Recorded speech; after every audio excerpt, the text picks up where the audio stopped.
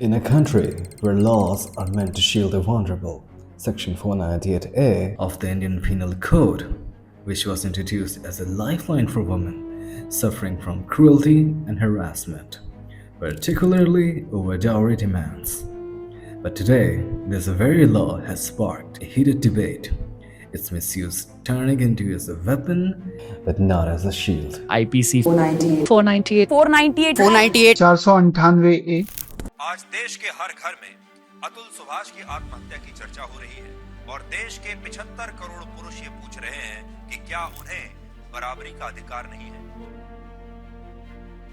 और ऐसा क्यों है कि जब पुरुष और महिलाओं के बीच कोई विवाद होता है तो पुरुषों के लिए भी वही कानून लागू नहीं होते जो महिलाओं के लिए होते हैं। इसलिए आज इंसाफ के लिए पुरुष बराबरी का अधिकार मांग रहे हैं।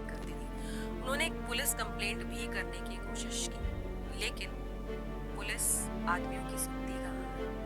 जब किसी महिला और पुरुष का कोई किस्सा पुलिस तक पहुंच जाता है तो पुलिस हमेशा आदमी को ही गलत सोचती है। What started as a noble cause has left many wondering its unintended consequences. Broken families, tarnished reputations, and lives it has left in ruins. Now today we are going to just scratch the tip of the iceberg and see what is Section 498A and some other laws like this. The year is 1983.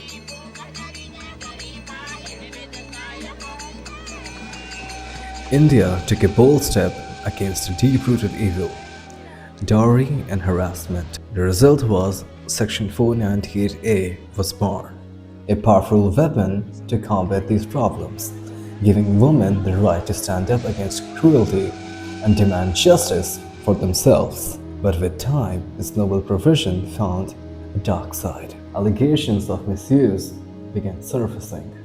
Stories of personal vendettas, broken families, and accusation of extortion. What started as a justice for the oppressed is now under the shadow of controversy.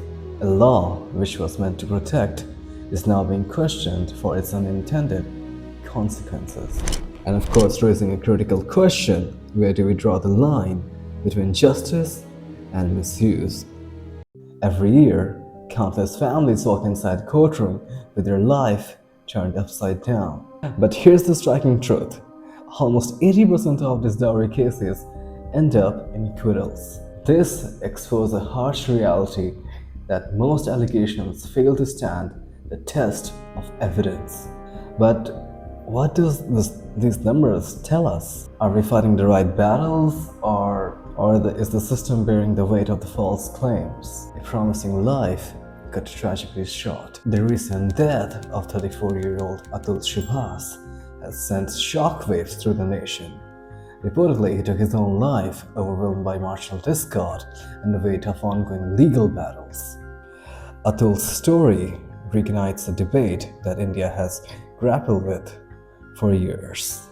For decades, voices have risen against the misuse of a law intended to protect women, raising an uncomfortable question: when the protection for one becomes persecution for another, who really wins?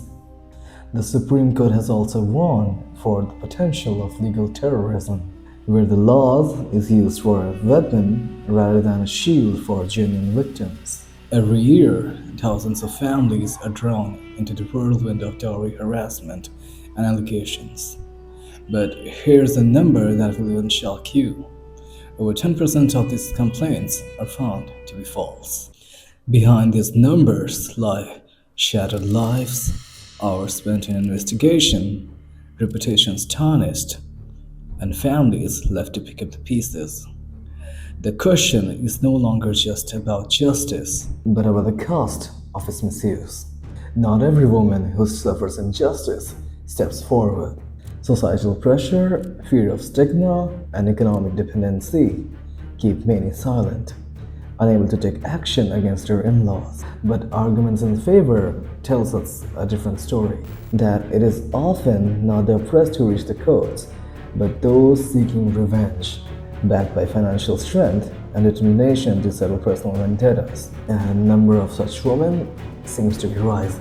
In a system designed to protect, where do we draw the line between those who are seeking justice and those who are exploiting it for their personal gain? Many times, even police and advocates encourages the woman to file such cases against their in-laws. Even high court advocates extort money from the rich and make money in crores, and that's just that easy. The repercussions of men who are accused under Section 498A can be severe, such as social stigma.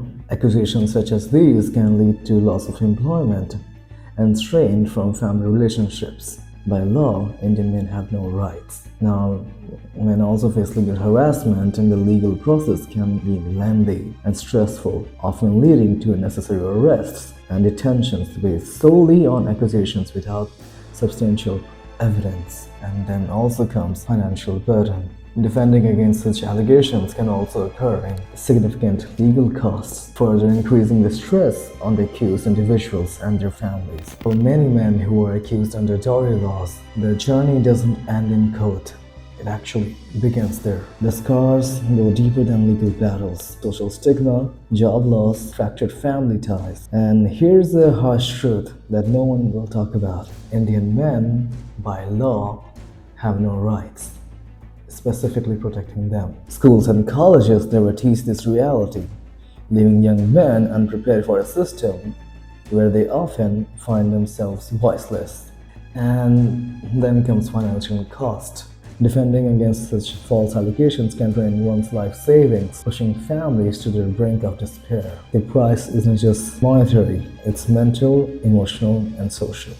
And these aren't just statistics of such isolated cases. There are stories of lives caught in the crossfire of justice and misuse, raising a question: who will speak for the unheard? In response of the growing concern of this Section 498A and laws like these, Supreme Court have called for further reforms. Courts have emphasized the need for careful scrutiny before proceeding with such cases under Section 498A to prevent unwarranted harassment of innocent individuals. There has been discussion about making Section 498A compoundable, meaning it will allow for settlements between parties involved in disputes. This could potentially reduce the misuse of the law for vindictive purposes. Legal experts have suggested holding complainants accountable if investigations reveal that accusations were made falsely or with malicious intent. In conclusion, while Section 498A does help women who are actually inmate against dowry-related abuse and other abuse from their in-laws, its misuse still poses a significant challenge. Ongoing judicial scrutiny and potential legislative reforms aim to balance the protection of human victims with safeguarding against false allegations that can ruin lives.